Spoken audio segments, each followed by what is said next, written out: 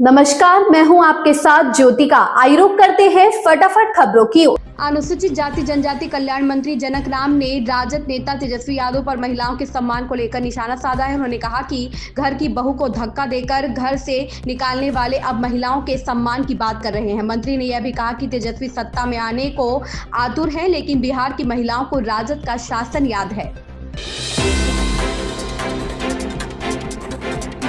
धक्का मुक्की में घायल सांसदों में खड़गे भी शामिल है। इस बीच मल्लिकार्जुन खड़गे ने भी स्पीकर ओम बिरला को पत्र लिखा है और कहा है कि भाजपा सांसदों ने उन्हें धक्का दिया और जमीन पर बैठने के लिए मजबूर किया। इससे मेरे घुटनों में चोट लग गई।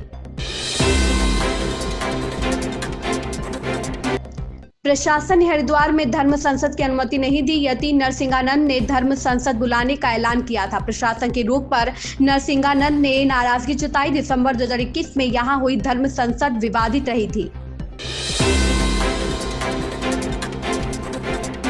राष्ट्रीय स्वयंसेवक संघ प्रमुख मोहन भागवत ने कहा कि भारत अक्सर अपने अल्पसंख्यकों के मुद्दों का समाधान करने की सलाह दी जाती है, मगर अब हम अन्य देशों में अल्पसंख्यक समुदायों की स्थिति देख रहे हैं।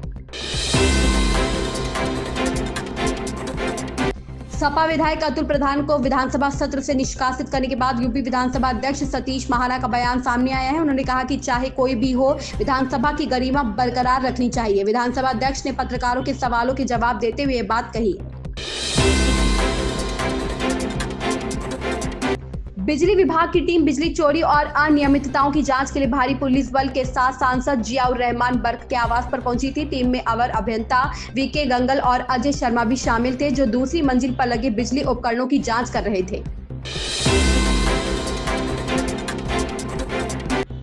अरविंद केजरीवाल ने भारतीय जनता पार्टी पर संसद में बाबा साहेब डॉक्टर भीमराव अंबेडकर का अपमान करने का आरोप लगाया है। केजरीवाल ने अपने एक्स अकाउंट पर एक पोस्ट डाली है, जिसमें उन्होंने कहा कि बीजेपी ने संसद में बाबा साहेब का अपमान किया है। उन्होंने लोगों से इस पर विचार करने का आग्रह किया कि क्या बाबा साहेब को चाहने वाले बीजेपी का समर्थन कर सकते हैं। तेलुगु अभिनेता और यूट्यूबर प्रसाद बेहरा को हैदराबाद में गिरफ्तार कर लिया गया। प्रसाद पर एक युवा अभिनेत्री ने कई मौके पर यौन उत्पीड़न करने का आरोप लगाया है। उन्होंने यह भी कहा कि प्रसाद ने उनके लुक के बारे में आपत्तिजनक टिप्पणियां की हैं और उन्हें गलत तरीके से छूने की कोशिश की। बसपा सुप्रीमो मायावती ने भी बयान जारी किया है। उन्होंने केंद्रीय मंत्री अमित शाह से अपना बयान वापस लेने की मांग की है। उन्होंने कहा कि बाबा साहेब के अनुयायी अमित शाह को कभी माफ नहीं करेंगे और भाजपा की कोई भी चाल कामयाब नहीं होगी। उन्होंने कहा कि कांग्रेस ने भी हमेशा डॉक्टर अंबेडकर का विरोध किया है। खुद बाबा साहेब ने भी दलितों को कांग्रेस से दूर रहने की सलाह दी थी। शिवसेना यूबीटी के राज्यसभा सांसद संजय राउत ने कहा, अगर अमित शाह की जुबान फिसली है तो उनको माफी मांगनी चाहिए। अम्बेडकर इस देश के लिए भगवान है। अम्बेडकर ने दलित और पिछड़ों को नीचे से उठाकर ऊपर शिखर तक पहुंचाया। अमित शाह जिस स्टाइल में बोल रहे थे उसे मस्ती कहते हैं। इन खबरों में बस इतना ही। बने रहिए हमारे साथ।